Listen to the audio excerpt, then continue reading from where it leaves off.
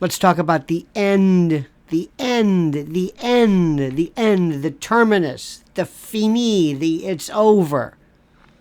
I know nobody wants to do it, and a lot of folks in this world of, this world of podcasting and video doom saying, I know, you're probably sick of it. You're like, oh God, is he talking about this again? Yes. I'm talking about something that poses an existential threat. Not everything does, but this does. It's about AI and AGI and what they're not telling you, or what some people are telling you and you are not hearing. But first, I want to talk to you about one of the most important sponsors that I love. And this is My Patriot Supply. Listen to me carefully. I don't know how to tell you this. I don't know how to put it into words, but let me just say it. You are going to go through, at some point in your life, I hope just once, but it will happen, a major calamitous food collapse. I don't know where. You could talk about China. You could talk about food supply chains. Just insanity. Do you remember after COVID when people couldn't keep toilet paper in stock? Toilet paper. What the hell did toilet paper have to do with COVID? It didn't matter. That's how easy people go crazy. And once stores close, and once the media start to say, oh, this closed, and panic, and people start hoarding, it's Katie bar the door. Okay? So that's why you are to go right now to My Patriot Supply, but use this link only, preparewithlionel.com. And if you do, you'll get $200 off a 3-month emergency food supply. That's a 25-year shelf life, 2,000 calories a day, breakfast, lunches, dinners, snacks, the whole bit, 120 pounds of these perfectly stackable modular units in 6 rugged, water-resistant buckets. It is a no-brainer. Preparewithlionel.com. There is the link. Use it. Do what I say. Trust me. Let me see. What's this called again? Oh, yes. Emergency food. And you need one of these 3-month supplies per person in your household. Okay? Frozen banana chips and stewed prunes won't do it. Preparewithlionel.com. Okay. I'm going to try this again.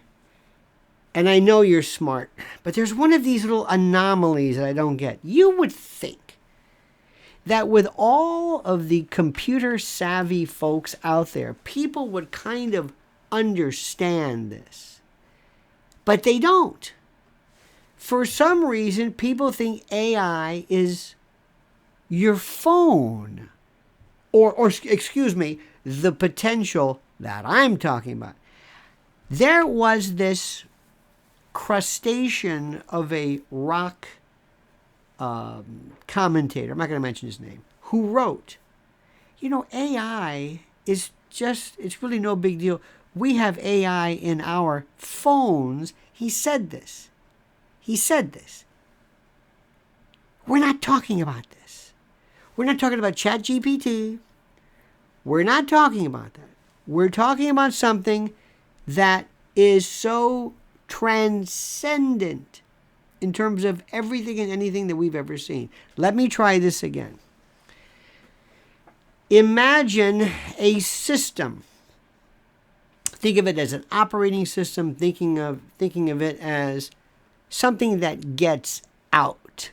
For example, your operating system in your iPhone is not going to get out. It stays in your phone.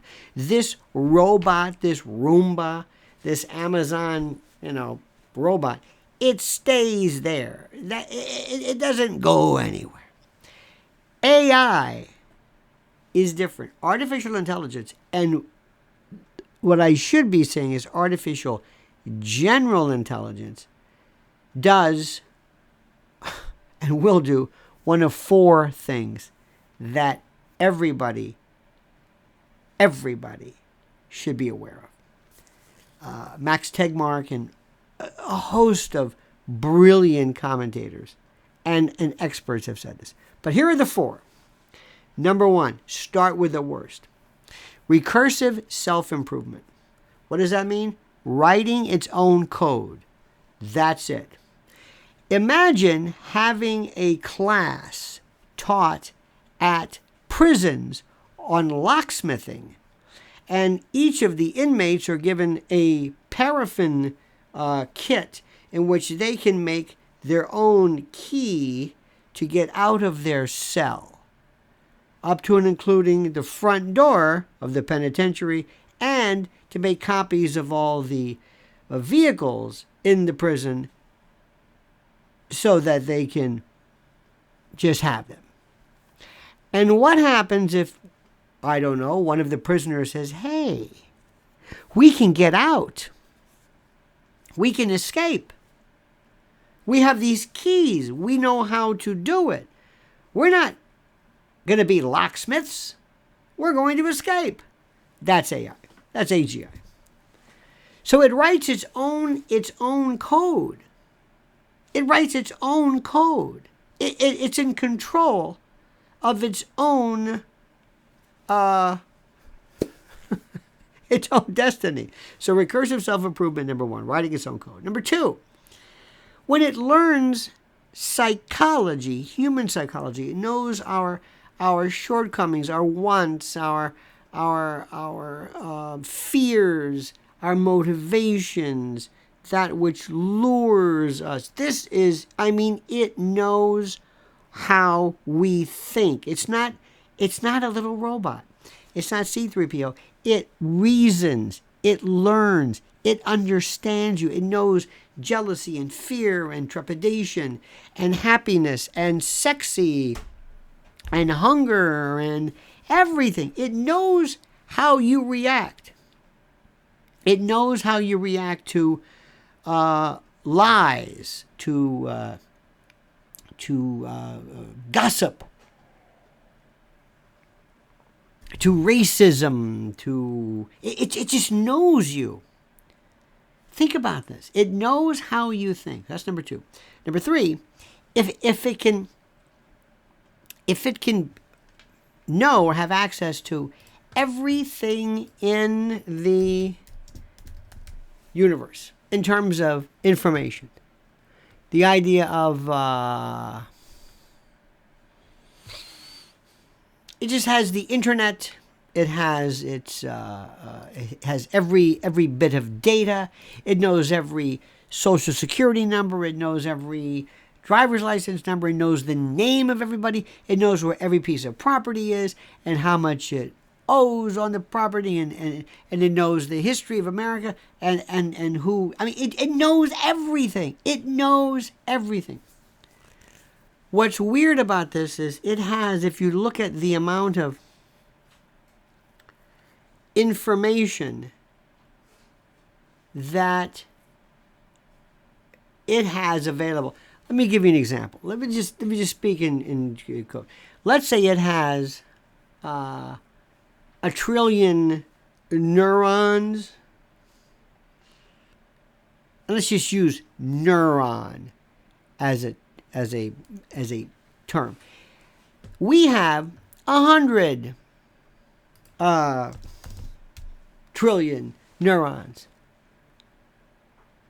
But what's scary about this? So because people say, "Oh, we're obviously more complicated." No, it can do the same, if not more than we can, in a third, or I guess a percent of the firepower intellectually that we have. And by the way, the fourth thing is if it can create its own API or its own apps. Once this happens, it's out. It's done. It's finished. It's out. It's out in the world. It's like I'm raised in Florida. Not Florida. Florida. And if you've ever been to Florida, there's a thing called a love bug. And I remember in the 70s, all of a sudden they were everywhere. And they were always in the highways, and they just look it up. Love bug, Florida. They used to fly United. They flew conjoined. Make a long story short, there was this story about where did they come from? And I don't know if this is true, but we used to say, or somebody used to say, well, it was at the University of Florida, and it was crossing the Florida-Georgia line, and one got out.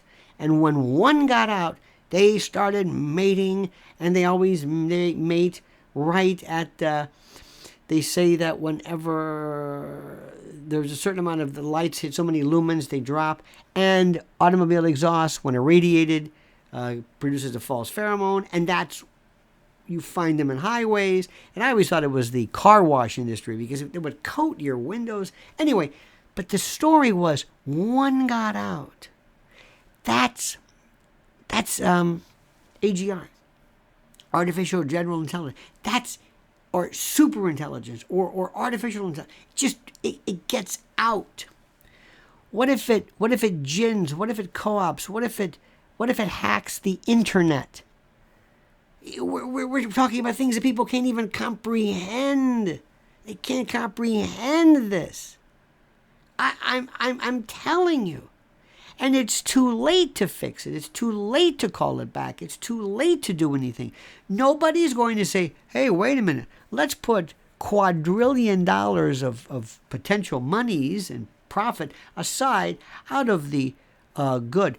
We didn't do that for the atomic bomb. You think you're going to do it for this? It's over with. What I'm saying, listen, if you hear this right now, it's too late. But when I hear some moron, some rock and roll writer say, oh, this is no big deal. This is just like the 8-track going to the album or whatever. I'm thinking, oh my God. And the irony of this, the irony, the anomaly, the I don't know what you want to call it, but you would think that by virtue of our use, how smart we are with phones and with computers, we would understand what this means, but we don't. I haven't even talked to you about quantum computing yet. That blows my mind. And the thing about it, speaking of blowing your mind, is that the very nature of this is so great, so immense, so huge, that it kills. Our own limited mental firepower is depleted. This is an existential threat. Let me leave you with this one. What if this form of intelligence, which I respectfully submit to you is going to be considered a sentient being, all its own. Forget the soul and the religion, I'm sorry, with all due respect. But what if it was merely waiting for our development to be either stupid enough or whatever it is, to create it so that it can turn around and create us? What if we are the life support system for AI? If it wasn't for somebody, some very smart people creating this, it would never have been born. It would never have been made. It would never have been introduced and unleashed to turn around and kill us. Now, if you think I'm exaggerating, fine. There is a defense mechanism that people have not to believe that scary things are true. But this is scary, and it's now. And I want to talk to you one thing about preparewithlionel.com. I don't know I'm not a prepper. I'm not one of these people who thinks the black helicopters are coming. No, we're the black helicopters. The idea was kind of there, but not because of some invading Visigoth coming over the horizon, but just the complete and total chaos of our impending doom. How's that for making your day, okay? So preparewithlionel.com. Subscribe to my channel. Please tell your friends. I'm not the usual kind of guy. I think you can tell that right away. And whatever you do, you can like it, of course, but comment. I'm dying for your comments. Comment as you see fit.